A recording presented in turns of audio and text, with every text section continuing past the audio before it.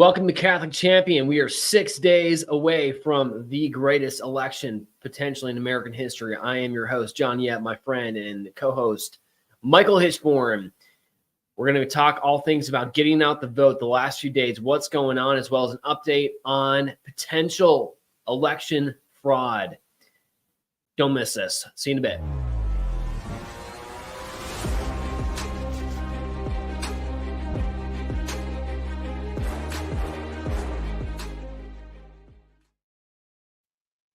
Welcome to Catholic Champion Show. We are 6 days away from what could be one of the greatest elections in American history, or at least probably the greatest one in the last 100 years. There's so much at stake. The entire world is watching what Americans are doing or not doing right now as we head to the polls. People vote early and mail in their ballots, and lot going on spiritually and also just on the material world. So first thing we're going to talk about, two topics today, is just to put all of our emphasis right now has got to be to encourage people to vote, right? I was getting a coffee this morning. I knew one of the young guys there, and he just came over to me and just kind of whispered and said, I'm going to go vote today. Like, he was just so proud of it. He's probably 18 years old, potentially his first time voting in an election. And he was proud of it, right? So yeah, we need to keep encouraging people everywhere to do this. Every vote truly matters, especially in swing states. And Michael, by the way, it looks like Virginia is potentially a swing state. How about that? Virginia's in play. Are you going to go to the rally? I don't know. It's like 3 hours away. Yeah. So if you see some wild, crazy man like with a wig on, shirt off, flag painted across his chest, that's my co-host, Michael. Okay, so yep. And I have another friend too in New Mexico. Who's also pretty jazzed because Trump is potentially going to be making a stop there in New Mexico because that state's apparently in play as well. So pretty cool. What's going on? Let's just hit it right off the bat. Can you believe this article? They are just down to the wire. These people are making a desperate effort. We have the National Catholic Reporter, a dear friend, our friendly newspaper, the Independent News Source, as it calls itself. Publishes an article from Catholic College, Boston College professor about how the Catholic option is for Kamala Harris. I just have to go over it quickly. I mean, we know this is like laughable, right? I'm sure that's the reaction you had, Michael, as you read this article, but it just, the desperate nature that they have to make a case for this person is insane. So in this section of the show, we're basically covering two parts. You have the people that are voting, the Catholics are voting for Kamala, and the Catholics who are not voting.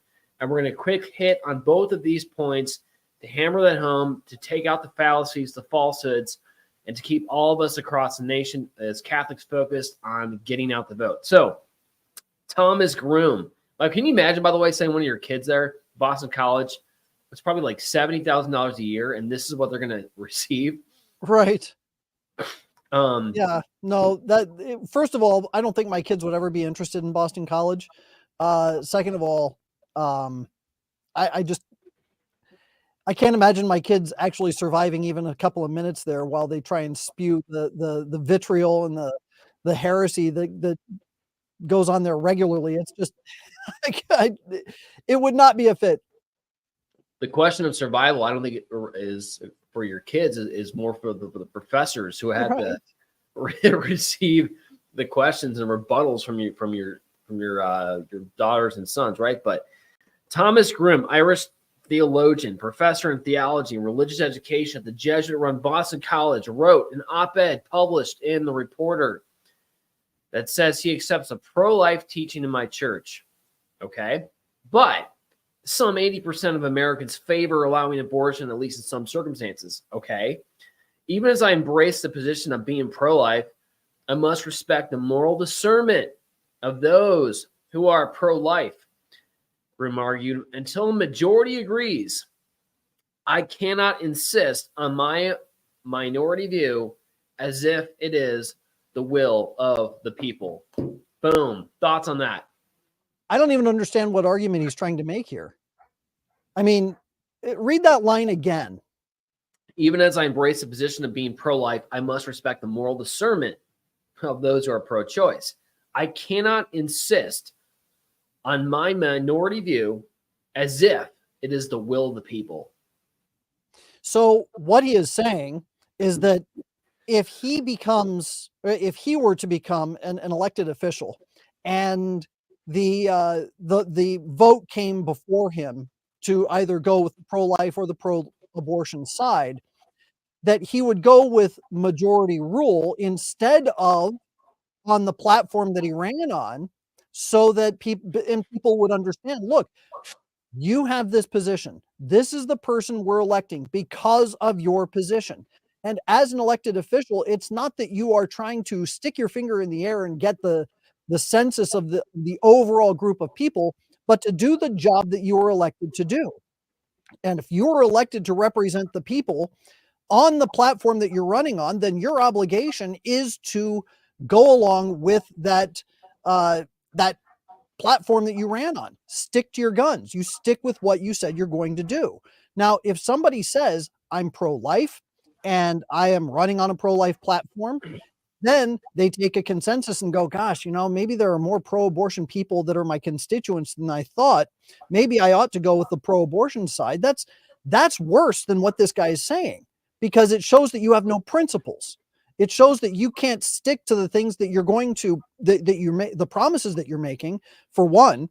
But also what it says is that you are incapable of standing on principle and saying, at some point, I have to make a decision that is of my best judgment. And my judgment is predicated on my understanding of natural law, on my understanding of divine positive law. And with that in mind, because that is who I am, I will be making a judgment based entirely on those two things. And the majority, consensus doesn't matter in a condition like that. It doesn't. And what's the quote from Ratzinger? It's democracy of the majority is tyranny of the masses. Something to that effect. That's all. That's basically what he's, spouting out there. Okay. Right. Well, and more to the point, these people, they say, well, I don't just represent the pro-life side. I have to represent all the people. Well, no, you don't. You were elected on a particular platform. You were elected because you have a particular philosophy and ideology that the people believed in, which is why you are a representative. You represent the people that elected you, that put you in that position, not the totality of the people that put you in place. So no, you don't owe it to the pro-abortion side to consider what they want. It's also underneath too is a very common mistake or fallacy that's repeated over and over again is the incorrect understanding that you cannot bring your faith into the political life. It's almost like it's making abortion just strictly a faith issue. It's almost like, I believe that Jesus Christ is present in the Eucharist, but the majority don't, so I can't force the entire American people to believe in you. That's an element of faith alone, right? This is natural law. So it has the ability to be articulated in the principle of our law, right? Because it's not reliant solely on faith. It has a rational basis, which is what the Declaration Bill of Rights is. Essentially, it's an articulation of Catholic natural law in many ways. So you can, in that sense, force your view on other people because it is a principle of natural law. Is that correct or no? Oh, absolutely. And let's take it a step further. All those Catholic politicians like Joe Biden and John Kerry and Nancy Pelosi who say, well, I'm personally opposed, but ... I have to go with what my constituents want. No, the Catholic teaching is if you cannot in good conscience support a pro-life initiative, or if you in good conscience cannot oppose a pro-abortion initiative, then your personal opposition has to be followed through by saying, I have to recuse myself. I can't be involved. You can't go with the active evil, because to go along with the active evil is to be a participant in it, which is a mortal sin. So these people, it's a part of the natural law. It's part of the divine positive law. They cannot participate in the grave moral evil of abortion. They can't. And if the law were to prohibit them from opposing their constituents, then they would have an obligation to step down. But to say that I'm personally opposed, but I'm going to go along with what the majority wants, makes you a participant in their sin. There is such a malformation out there. It's unbelievable that they can get away with this stuff. I mean, I know it's a Jesuit college, but it is the Archdiocese of Boston. I mean, man, we really need to pray for our bishops. They've got to rein this in. It's running rampant out there. This is a Catholic professor teaching in one of our greatest Catholic institutions. I know, 100%, but it's absurd that we still play around and try to, pretend like this is Catholic stuff. Mm-hmm. A Catholic theologian. He's teaching college students who are paying $80,000 a year. Insane. He does go on to say, and the last point I'll make on this guy, speaking this is a quote, from the depths of my soul, not only may I vote for Harris Walz, but I believe I must do so. To do otherwise will be contrary to my precious Catholic conscience. Based on what? I mean, ultimately, if he's going, I kind of skipped over it. It's the whole seamless garment. Look at the whole purview, life issues. So, right. So what he's saying is that we're going to look at all sorts of matters that one can, of goodwill can disagree in regards to policy. If you want to talk about immigration and say, look, the system's broken and there needs to be a better process to bring people from outside the country into this country, I can agree with you on that in principle. But I will say that just opening the borders and allowing people to cut across the Rio Grande and to come into this country illegally, and then to pay people to resettle the people that come in illegally, is not just a participation in criminal activity, which is the violation of immigration law, but it's also to say that you're not really for immigration reform. You're just for open borders. And if that's the case, just say so. But they want to equate that ideology, the issue of immigration, and they want to make it into such a moral case that it is equivalent to the willful murder of an innocent baby. There is no equivalency here. And for him to say, well, my Catholic conscience tells me that, your Catholic conscience is about as well-formed as Martin Luther's was. The immigration issue. I mean, that's just complete bull. Do they really believe that? Are they really that much in favor of immigration? Is it really that big of a moral concern? I highly doubt it. Highly doubt it.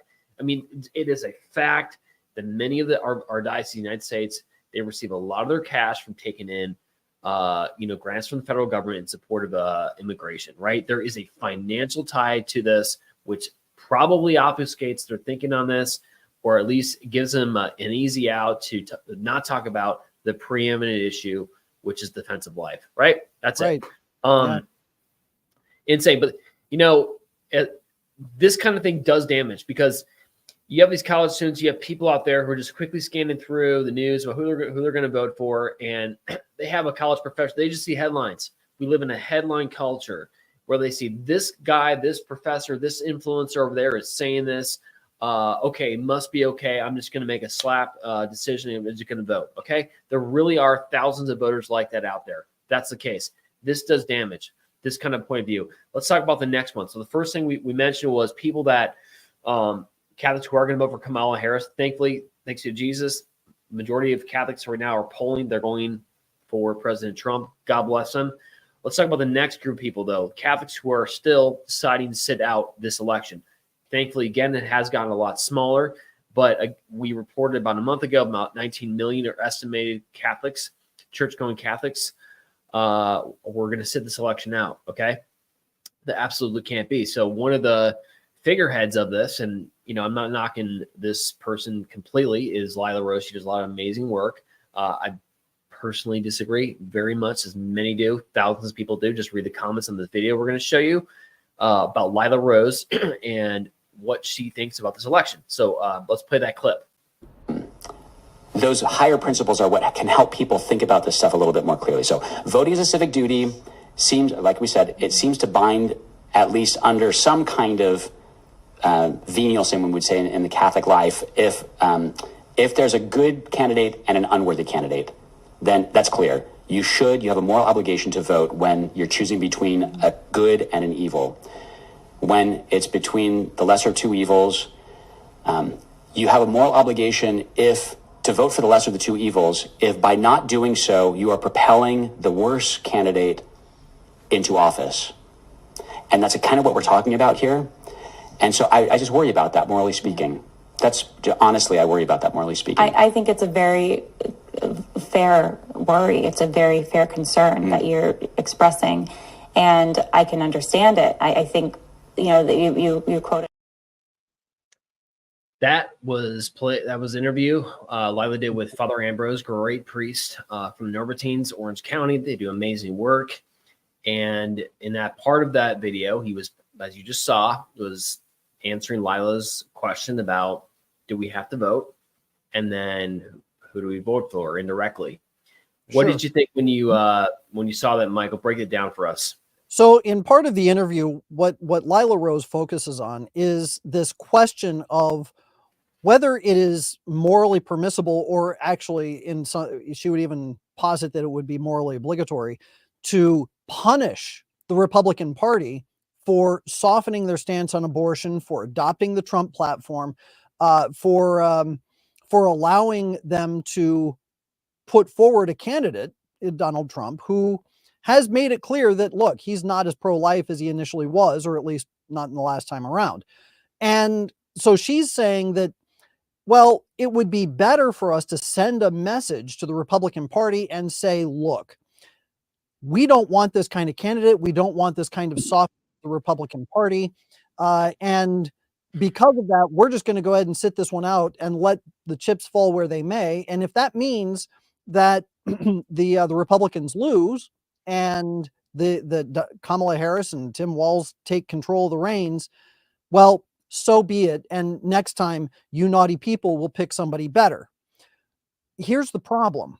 What Lila doesn't recognize, or at least she's not acknowledging, but Father Ambrose made it clear actually in a different part of this interview, is that there may not be a next time. That you're predicating your entire thought process on, well, this is just going to be, life as normal. Maybe it's going to get a little bit tougher because Kamala Harris and Tim Walz are idiots and they're going to be, doing stupid things to this country. But ultimately, things will continue on. And then 4 years from now, we'll be able to choose someone better. You don't have that guarantee. Not only do you not have that guarantee, but given the connection that Kamala Harris has to communism, her father is a Marxist, and that Tim Walz has to communism, he regularly lauds the Communist Party, the Communist Party in China. He has been to China multiple times and has been involved with communist agents over there, and allegedly even in bed with one of them, allegedly. So you have here a very dire situation where one side of the equation is actively trying not just to gain and maintain power in this country, but to destroy what this country is, who the people in this country are, and to eliminate the entire opposition of the pro-life movement. So they are not going to just stop at, well, we won the election and we're going to try and run the country the way we want to. No. They're going to target you. They're going to raid your house. They're going to send the FBI to investigate everybody who's involved in the movement. They'll send the IRS to shut down every nonprofit that opposes the regime. They've already shown that that's what they're going to do through the last 4 years. And if you think that the last 4 years was rough, you haven't seen anything yet. So for Lila to say, well, we'll sit this one out and hope for a better candidate next time, as I said, you're not guaranteed a next time, and that's the sin of presumption. So well said. When I hear this, it's like, I just don't think, does Lila really understand? Do people in general, the Catholics who are not going to vote, do they really understand just how bad this regime is? The best word to describe it. You just went through some of the points of what they're going to be doing if they take office. This is real. This is not fake. This is not fringe news. This is not whatever, end of the world stuff. It's reality. What they will do. I mean, and we're going to get into this later in the show, the whole topic of election integrity too. That's a whole nother thing. Yep. You know, will we have the ability to vote free and fair? And it's already a risk, which we're going to go through some of the state updates. So to sit this out and to have a platform, again, she does fantastic work, but to be able to saying that stuff, it's so dangerous in my humble estimation to be saying stuff like that, because people will hear that. They will sit out. You absolutely can't. So this is the one time where, you know, a lot of times we say, yeah, it's almost like reverse seamless garment. I hate to say it like this, but you know, you just can't be about the abortion issue. I mean, you do when you're actually choosing your thing, but it's almost like when you take out just to say everything that's at stake, what's going to allow for the most lives to be protected, you have to look at everything else that they're talking about doing, right? So I just don't know where she's getting it. You know, kudos to Father Ambrose. He did it in a really gentle way. He said it himself. He says, I have serious concerns about that. I have serious concerns about your position, Lila. And it's not, you can't. So, you know, it's good to see Father Ambrose sticking up for that and making that really clear, right? So you bet. And again, I think that I think it's naive for Lila or for anybody. I want to start by, let me predicate it this way. What she's doing is taking a principled stand. And I absolutely love the fact that she wants to take a principled stand, but it's not enough to say that I'm going to take a principled stand on this one issue when you're facing the eradication of all opposition to the regime. You can't say I'm going to put all my eggs in this one basket and die with that basket if it means destroying the entire farm. There's it's a bad analogy, but there's a time and a place. You know, Scripture's all about, you know, there's time for war, time for famine, whatever. There's a time to do this. It's not 6 days before the election. Are you crazy? Like, that's why we have a primary. I mean, like, push, and maybe you were, so credit if you were, like, pushing Trump way back and trying to get, you know, someone who was more pro-life in that sense elected. But if there's no chance, there's no chance, right? So why are you doing it now? It does not make sense. It does not make logical sense. And I'm not just going to point the finger also at, you know, Lila. I'm also pointing the finger at other Catholic institutions who have platforms who could be speaking out on a larger scale about the gravitas of this election, of what's really at stake. You know, the way we're treating this is, it's almost like it's like a whatever late 90s election, early 2000s. Okay, it's just whatever. Do we really understand it?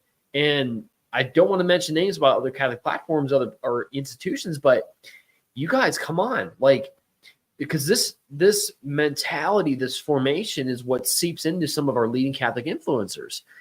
Wake up, people. We're on the front line. Steve Bannon just got released out of prison like 2 days or yesterday, right? I mean, this is legit. Peter Navarro. I was with Peter Navarro 2 weeks ago. I had a good chat with him and his fiance. He just came out of prison too as well. I mean, you know, we did the rosary from the 2 weeks ago, patriotic rosary outside the pro-life, outside the federal prison where pro-lifers are imprisoned. Okay.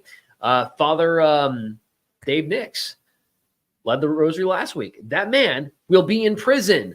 Okay. People hear this. He will go to prison probably in the spring if Trump loses the election. Okay. You know, the quick summary again is that he was arrested with Father Fidelis back in 2019 for protesting what's going on inside an abortion clinic in New Jersey. They arrested him, handcuffed him, let him go. But then like 2 weeks ago or 3 weeks ago, he got a summons in the mail letting him know to appear in court for sentencing in January, 6 days after the inauguration. Okay. So if it's like Father Fidelis, who did go to prison, Father Dave Nix, friend of ours, will probably go to prison. Okay. Trump, on the other hand, has promised he will free the pro-lifers on day one. Why are we nuts? Why are we not talking about this more? Here's something that I want to make absolutely clear to people. This election is not just about the encroachment of communism.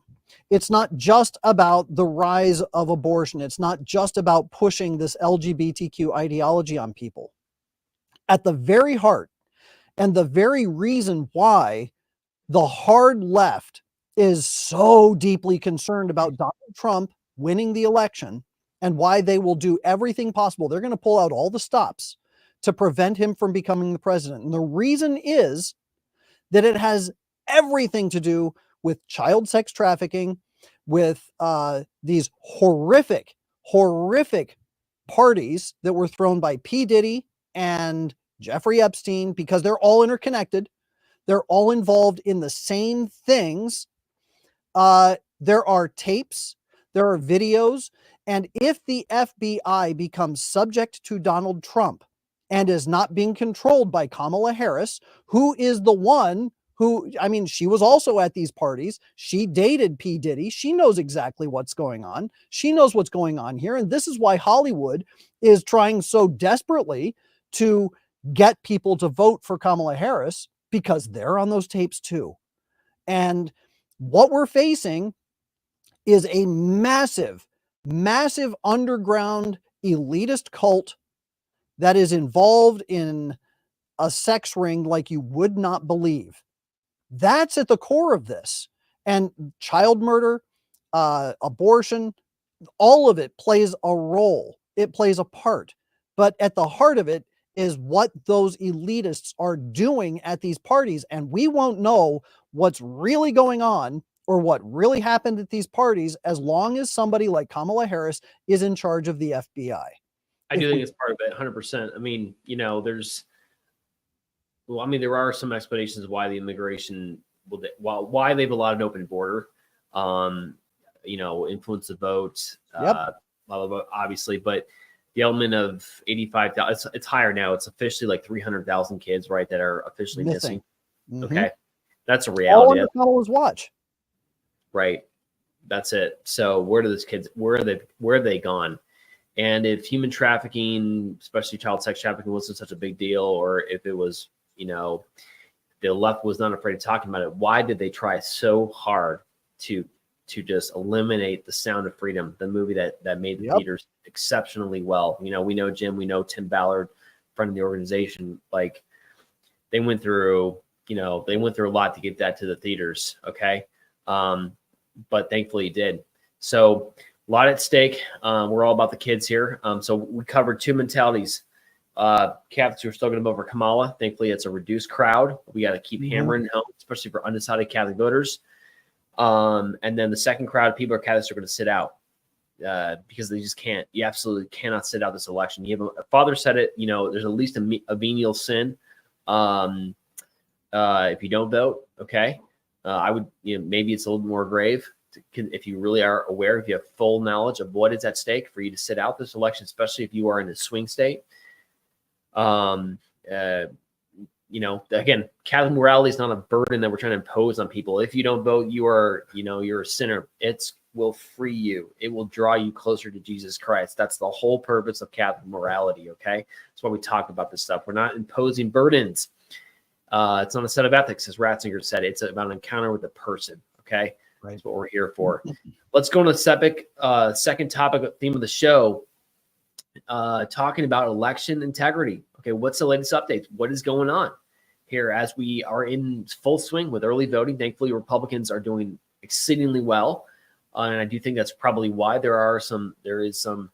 I'm not even sure what word to use here on this current platform, because I know when you're talking about election irregularities, there's a serious attempt right now to silence some big influencers. Tucker Carlson got you saw it. Did you see that, Michael? Tucker got a note from the New York Times. Oh yes. That was great. The powers that be are basically creating a list of the people that are really speaking out about election stuff, and they're sending them letters, basically putting them on notice, like, you know, are you going to like back off this topic, right? Which, you know, logically means, geez, are they just trying to make us sound stop voices before they do something, right? But let's get into facts, okay? What are we seeing right now? We're not saying who's behind it. We're just noting that there are irregularities happening in different states as we vote, okay? This is not meant to discourage you from voting. This is meant to, all the more reason, make it too big to rig. We have got to vote, okay? We have to vote. You want to talk about Virginia first? What's the breaking news out of Virginia? that we just saw coming across. This is your home state, so sure. So the breaking news in Virginia is simply this: Governor Youngkin started purging the polls, or purging the rolls, as he is required to do, in order to make sure that non-citizens are not voting in our election. And it's pretty paltry. I mean, the voter polls, or the voter rolls that got purged were only accounted for 1,600 people. That's pretty small for the state of Virginia. And they were just non-citizens that were on the rolls, and he was just purging them from the list. Well, suddenly Kamala Harris's DOJ jumps in. They fire a lawsuit against the state of Virginia saying, hey, we don't want you to purge the rolls. Well, wait a minute. Don't you want a fair and free election? Don't you want to make sure that non-citizens are not voting? Don't you want to make sure that there's no foreign interference in the election, a la Russia, Russia, Russia? No, actually, they want foreign interference. They want to make sure that they have foreign citizens voting in American elections by making sure that the rolls are open and that they can't be purged. So that's what they're trying to do. I mean, they're basically telegraphing their cheat. Well, the news that came out this morning was that the Supreme Court said, yeah, no, he can go ahead and purge the rolls. So that's exactly what's happening in Governor Youngkin purging the rolls. And now we have a more accurate accounting of what citizens in the state of Virginia, or the Commonwealth of Virginia, are going to be participating in the vote. That's a huge win. God bless the Supreme Court. God bless those Supreme Court justices who Trump got in, who voted in the sense in our favor, right? So that's huge. It's huge because Virginia, as we just said at the beginning of the show, is in play. In fact, Kamala's actually pulled out, her campaign team has pulled out resources from North Carolina, and they have shifted it north up to Virginia because they know Virginia's in play. So this is huge. We needed this one, and thanks be to God. So prayers are working there. From Virginia, let's shift over and let's play that clip just about what we're seeing in another state. I believe it is Michigan. Charles, if you could play that. Because the first election I voted in was Trump's. I've never voted in a midterm. I've never voted. What? I have never voted in a midterm election. Ever. All right. Say that I've again. never voted in a primary. Ever. Tell us that again. Oh my gosh. All right. So what we see here is someone voted in your name for a midterm primary, and then we've got 1, 2, 3 presidential elections. You're saying you did not vote in. I can tell you, and I'm a bad. I can tell you, I'm a bad patriot. First time I got involved with politics was President Trump. That's my first presidential election. I have never voted in a midterm. I have never voted in another presidential election. This is all a lie. So I am so upset. So we're looking at 2 presidential votes. Wow. It's got like 7 million views right now on X. Thanks be to God for X. So, what you saw there basically is a woman who's going to vote, and they're pulling up her voter record, and this is her first time voting. Yeah. But how come and the screen shows that she's voted like 10 other times. It's like, what are you talking about? I've never voted. So whoever is doing it, there's somebody has voted using her identity, okay, to vote. Look, if they can steal your credit card or, information or identity theft, all that stuff, logically, people, they can do the same with your voter registration, okay? So this is taking place. I believe, I think it was Michigan, because there was another case as well that 29, this is Rasmussen Reports pulled up that they had one person with 29 votes, same person who voted 29 times. This is just happening in the last few days. So they discovered this, right? So our voter rolls absolutely need to be cleaned up, okay? Who is the person that's most going to have a chance of doing that? Do you really think it's Kamala Harris or, Kamala Harris and Walz or President Trump? It's obvious, right? Right. They need this. They need to kill democracy. Let's go over to before you leave Michigan. I want to point this out. I just saw this on X. A constitutional attorney serving the state of Michigan, Matthew S. DePerno, he's reporting, after reviewing the qualified voter file of votes actually cast as of yesterday, October 29th, 2024, the database identifies 114,000 545 Michigan voters who have cast, get this, 279,113 ballots from multiple addresses across the state. This results in 164,568 excess ballots as of 10/29/24. And then he shows a screenshot of the ballots cast by one single voter ID in Michigan, and there are at least 20 to 30 ballots being recorded for this one voter ID. It's absolutely the case. I saw this firsthand in 2020. I was very involved in literally physically tracking down, matching voter addresses to people and asking them I remember talking to one Canadian or one address. I knocked on the door and said, "Hey, does this person live here? Because it shows that they voted here in 2020." And this guy's like, "No, I'm from Canada. Never voted. I don't even know this person's living. What are you talking about?" He signed an affidavit right there on the spot. that said it, right? So this is happening. I'm not saying who's behind it. I mean, I could guess, but it's a reality. And there seems to be systematic attempts to cover this up. Why this is important? I mean, you can get lost in the numbers. You can hear these numbers in your head, your eyes can roll. But it's important because there are a lot of people out there. The number one question, though, I always ask, show us the evidence. Show us the evidence. What do you respond when they say that? Couple things. Number one is define evidence. What do you mean by evidence? I mean, video, mathematical stats, whatever. Okay, fine. We got all that. Okay. Affidavits from people who are willing to go to prison if they're lying. Okay. Sure. Thousands of the affidavits. All right. It's happening. Okay. That's the first thing I always say to people. What do you mean by evidence? Because we have whatever you probably think of as evidence. And the other question is, you show us the evidence. Put it back on them. Show us the evidence that this was a free and fair election. Mm-hmm. But let's go to Pennsylvania. Pennsylvania is the must-win state for President Trump. He has got to win this.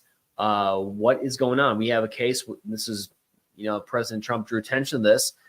District attorneys and election officials in both Lancaster County, Key County, and York County are looking into potential election-related fraud after authorities received large batches of voter registration materials from a third-party organization. Wow. York and Lancaster counties have more registered Republican voters than Democrats, according to the state data, blah, blah, blah. President Trump talks about this. He says, wow, York County, Pennsylvania received thousands of potentially fraudulent voter registration forms from a third-party group.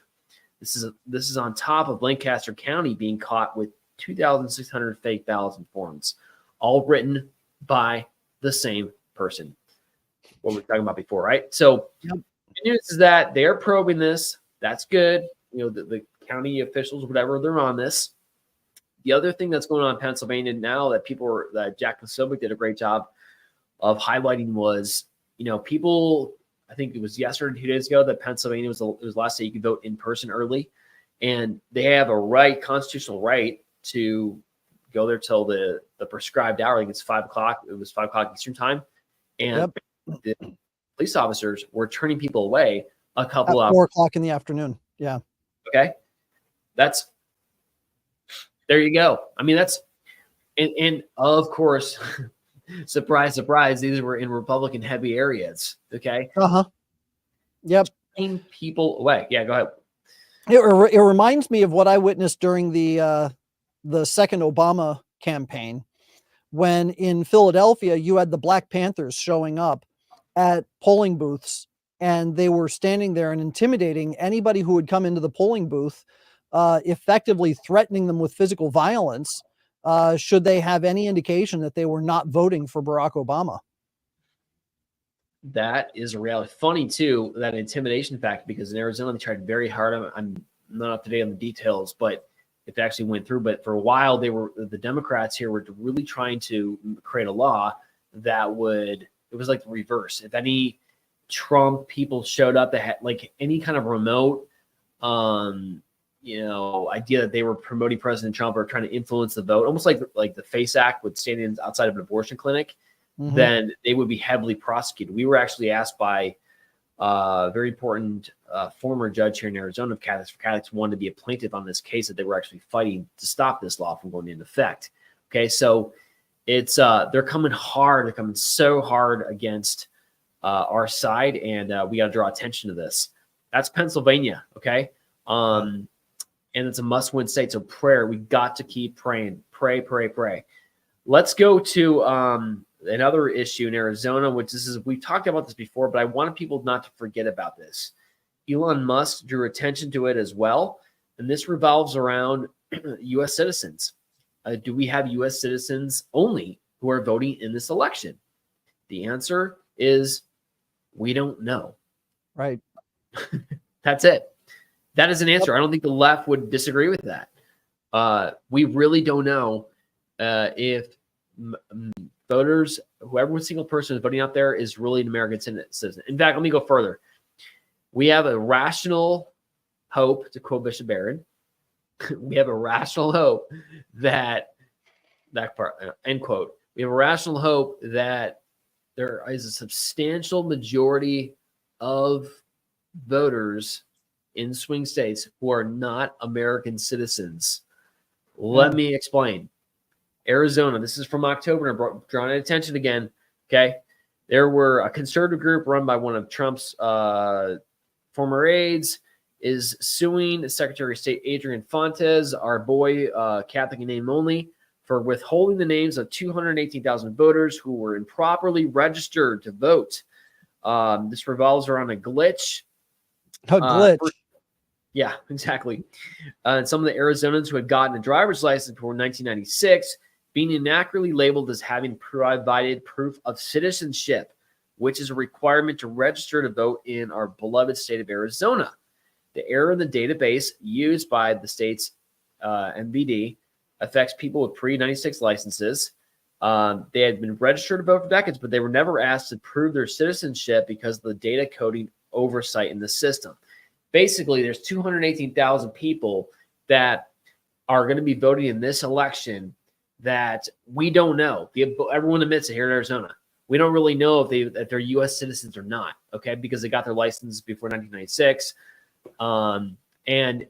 Despite the concerted efforts by GOP to sue, to stop this, or to get Stephen Richter, county recorder, Republican, to stop them or investigate that, release the name so that we can have private groups that would investigate this and see if they are actually U.S. citizens, he refused to do that. So we'll do it after the elections.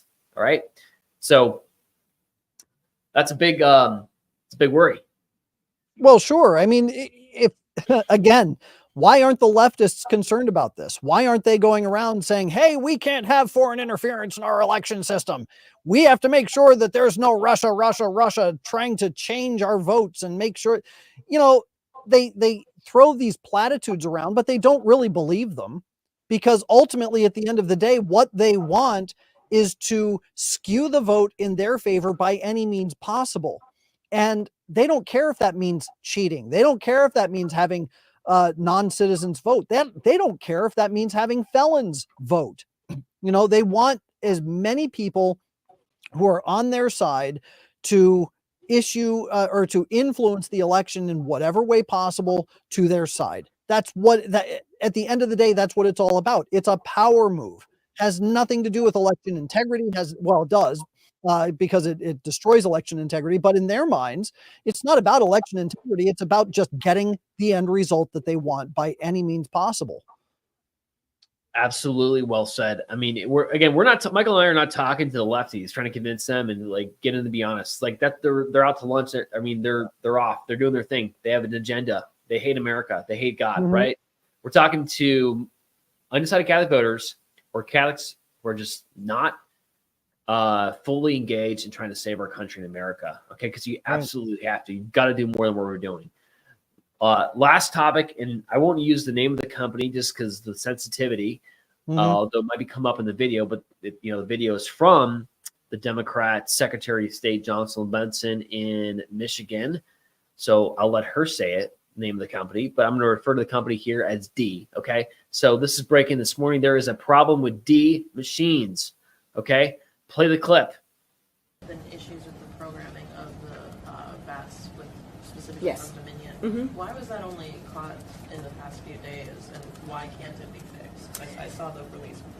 Yeah, this is a nationwide issue with Dominion voter access terminals in the counties that use them. And the voter access terminals, of course, not all the machines, just the ones that are accessible, have an issue with the straight party voting and a programming issue that's, again, affected the machines nationwide. And I think all of us that use Dominion machines were unhappy to learn about this during the testing period and as early voting began. So we're working with Dominion to seek accountability on that front, and also are working with our clerks to ensure voters are aware of this programming issue that will require them to ensure they are voting every section on the ballot.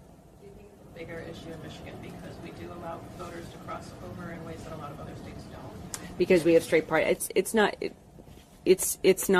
struck me as I've talked to my other colleagues in other states. They're just as upset about it as we are. So yeah, or surprised, I think. Yeah. Looks like you're upset. Looks like you're really upset. Here's with an that. idea. Yeah. How about stop having electronic voting? Just, a thought. How about not having a voting system that's connected to the internet, where people can hack into it and have been shown to be able to hack into it and change the votes and do whatever they want to influence the way things are counted? How about we just have a simple paper ballot that is counted the day the election comes and be done with it?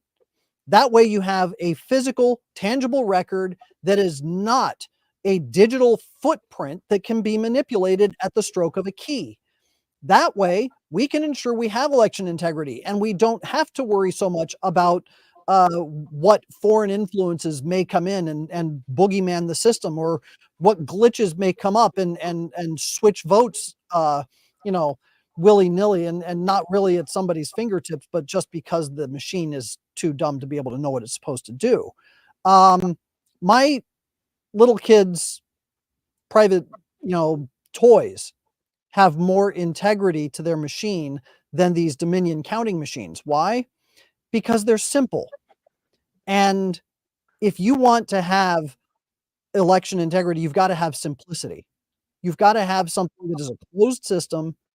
And then really the only question is, well, are the dead voting? Are non-citizens voting? Who are the ones casting the ballots? But then again, if you have everything done in person at a polling station where you can check their ID and verify that they are who they say they are, you have less of a likelihood of a problem.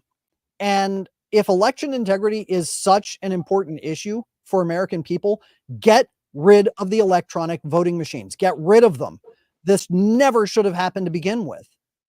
It is so crazy. This is the same people who are saying these D machines are not connected to the internet. Okay, if that is the case, then how do they all get a bug? Yeah. Okay, explain that one. They're laughing at us. We are asleep at the wheel. It's crazy. Okay, so I'm not sure exactly what this affects right now. But it's in terms of voter or what counties. She wasn't specific herself, and I'm sure X people will be reporting, since that's, again, seems to be where most of the news is coming from these days. In fact, if you were to Google right now issues with D machines on Google, I did it before the show, nothing comes up. You do it on X, things come up. Yeah, it's insane.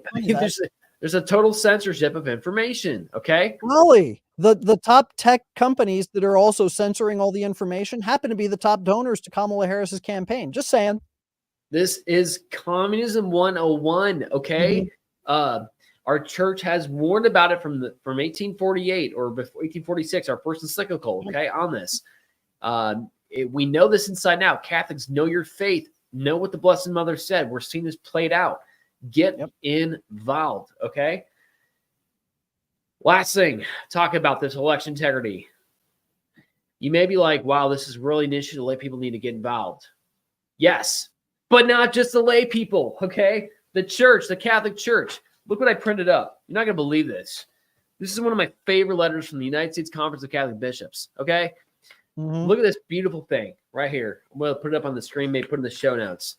This, you might not believe this. Okay. This is a letter from the United States Conference of Catholic Bishops on the topic of election integrity. They're concerned about election integrity. Amazing. Okay. They've addressed it to the Honorable Anthony Blinken, the Secretary of State, did a marvelous job with the pullout of Afghanistan. Not. Mhm.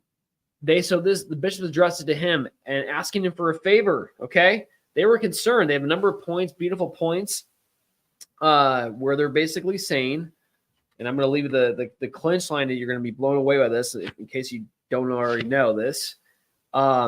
They are concerned about the elections going on in not the United States, but in the Congo. Yep. So here's what's interesting about that particular letter. They are showing a great deal of concern about the election integrity in the Democratic Republic of the Congo, and they go to great lengths to talk about the importance of election integrity. But did you catch the mechanism by which they're talking about this? No. 2030. They're talking about election integrity through Agenda 2030. And this is something that we, especially in the Republican side, have to be aware of and have to be very concerned about, because Agenda 2030 is a UN agenda where they are trying to establish a supra-government, okay, a governmental entity that supersedes all sovereign nations, that then has oversight over each nation to ensure that there are certain rights that are being instituted within those countries. And they're talking about it with regard to third world countries, South America and Africa and parts of Asia.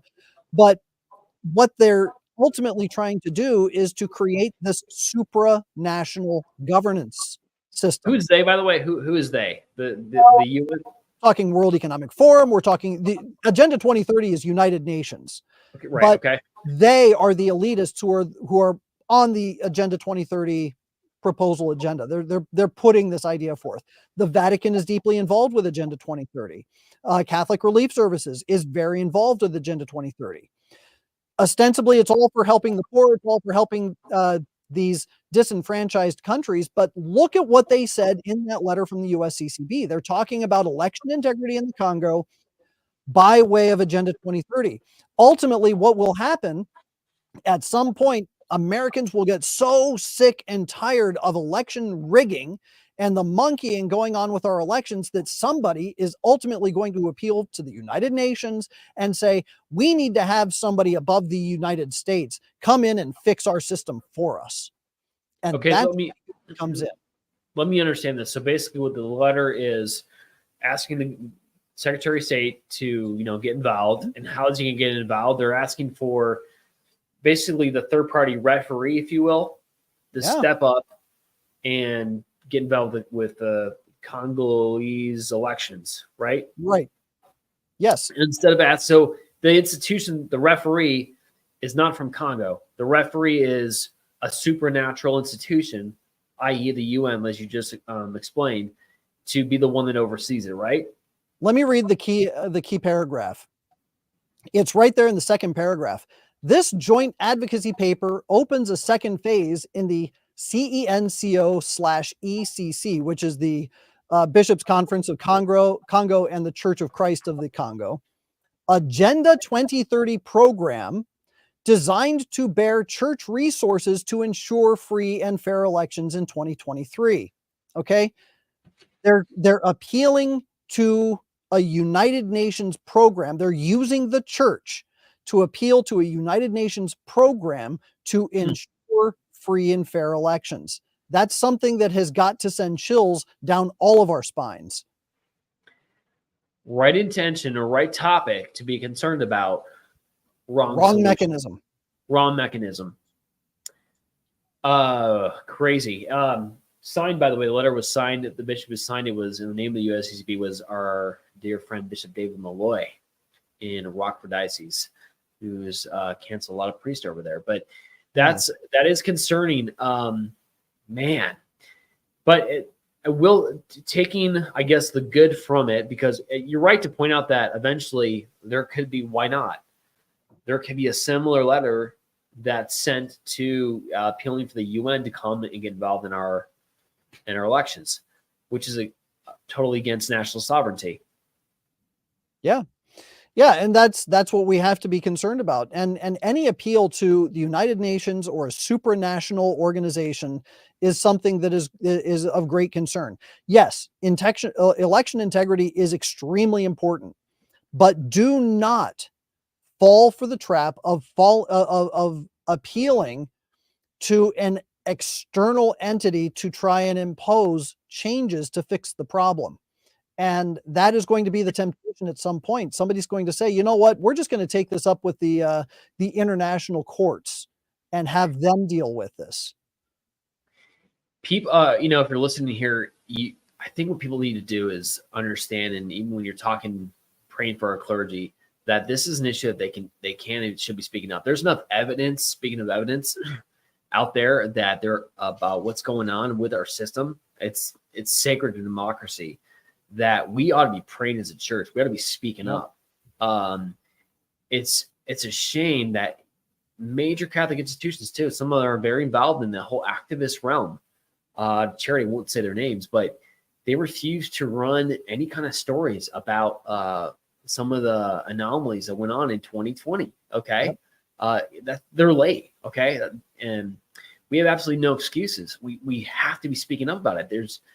This is core to everything all the good that has come in this country for the church was made possible in large part because of the system we have set up here. If we lose that ability to vote, that's gone.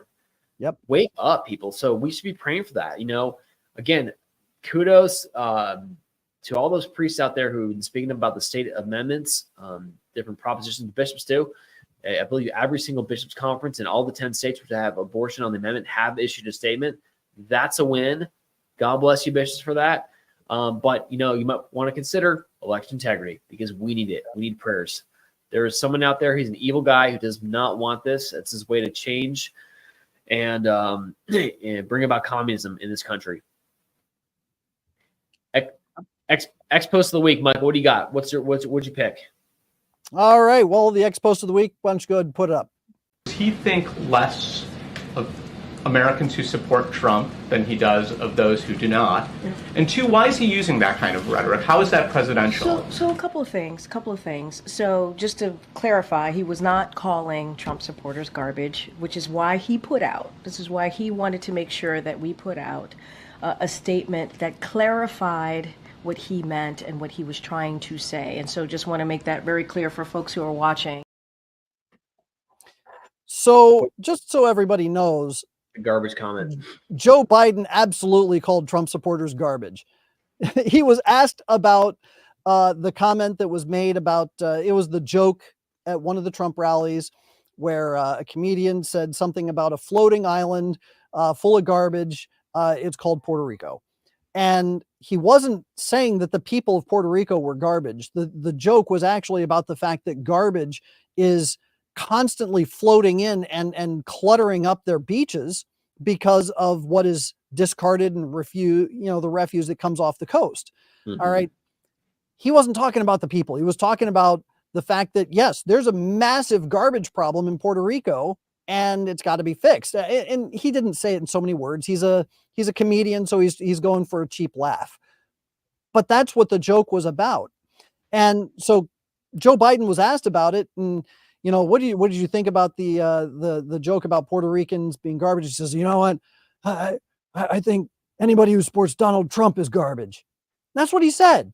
Mm-hmm. So for the White House press secretary to say he wasn't calling Trump supporters garbage, they're boldly lying to our faces, and you can see the evidence for yourself in the video clip. It's right there. But it's just like the election integrity issue. They're going to go ahead and lie to us, to our faces, and tell us that what we're seeing isn't what we're seeing. Oh, and by the way, we're going to go ahead and steal this election from you right under your noses. You're going to see the fake votes in our hands. And we're going to laugh about it the whole way because there's nothing you can do about it. That they're rubbing our noses in it at this point. They don't care. They're just going to bold-faced lie, bold-faced cheat, bold-faced steal, and you can't do anything about it. It's just like all the people that run into a department store in California and steal $950 worth of merchandise, and the people in the store can't do anything. That's what they do. They lie. They know how bad of a comment that is to come out from the president's mouth just 3 days before the election. And I don't think it's just a slip of the tongue. I mean, it does kind of really show what they think about us. The proofs again, who they're putting in prison. People you hate, you put in prison. You put them away behind bars, right? And they're doing that. So I saw the memes or pictures, or rather, of people what they're going to be dressing up. Did you see that for trick or treating tomorrow? If you're going to go trick or treating, people are wearing garbage bags with Trump hats. I did not see that. That's funny. So maybe we'll have to put one of those on, or wear for our next show, Michael. But so it's a reality. We have a lot at stake right now. 5 days left for the elections. Michael, I'm going to put you on the spot. What's your prediction? Are we going to see Trump elected next Tuesday? In 2020, we saw the Trump trajectory doing this and the Biden trajectory doing this. And then in the middle of the night, we saw over the top. I think we're going to see something similar where it's very clear earlier on in the day that Trump is roaring towards victory. And then at some point, we're going to see a very bizarre bump. And that bump is going to be so obvious and so clear that it's going to trigger a massive investigation. It's going to trigger a lot of lawsuits. And I think a lot of it just depends on our prayers, because much of this is out of our hands. I don't want to make a prediction because I don't want to put my finger on the pulse of grace. What I will say is that as long as Americans are willing to sacrifice, as long as they are willing to do penance and pray and throw everything into the hands of our Lord and our Lady and beg them to preserve us from totalitarian communism, that they will take those prayers and apply that grace and help us to overcome even the worst form of cheating. So I think that if we were to look at it as a free and fair election, this is a landslide. It's a landslide, and Trump walks away with over 300 electoral college votes. With cheating, it's a toss-up. It all depends on how badly and how boldly they're willing to do it. So will he be in office on January 20th? It depends on our prayers and our sacrifices. That's all I can say. Dodging the question. I mean, no, but I totally get where you're coming from. I mean, it's going to be a president because Bannon breaks it down very well. There are really 3 stages to this. It's get elected November 5th or in the days afterwards. That's the first goal. And second goal is get him into office from November 5th till January 20th. And then the third goal is obviously the first part of Trump's administration, what they're going to try to do to him. Remember what they did in the last term, right? So they just hired Mark Elias as like the top Democrat attorney to start, preparing cases. I think that's telling too as well that they also might be considering that Trump might actually win, might be too big to rig.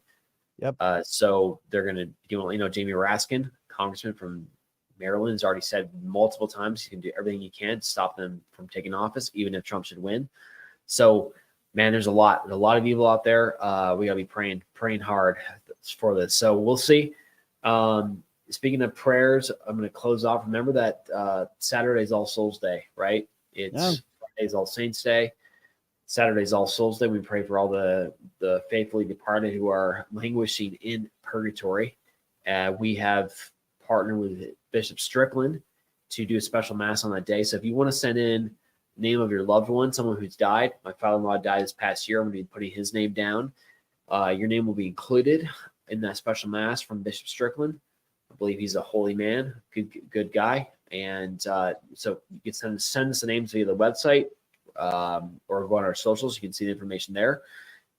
submit your names of your loved ones so that they get prayed for and they can be released from the fires of purgatory. Final comments, Michael?